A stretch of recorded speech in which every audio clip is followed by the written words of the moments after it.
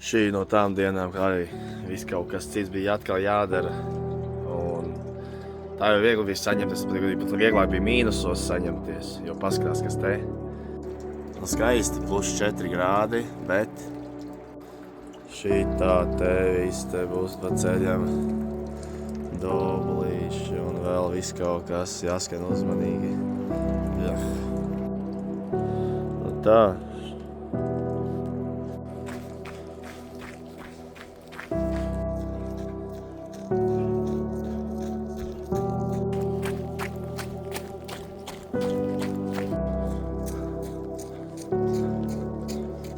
Tāds maziņš atkal atklāsme, skrienu jau 3 kilometru, šodien stunda 20, bet tu piefiksēsi tik pie 3. kilometra, kad tu skrien, tad savilcies plecī augšā, maziņi solīši tādi, ciksnī nemaz nelaižās vaļā, notiek tāpēc varbūt arī, ka ledus ir bišķiņ tāds vietā, bet dubļi ir vairāk, tā kā jau pēc 20 minūtēm no skrējiena, kājas jau bija slapis, tā kā labs trūdījums.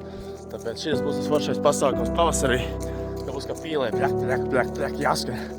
Tāpēc, jā, lietas līst, neko darīt. Dodam virsū.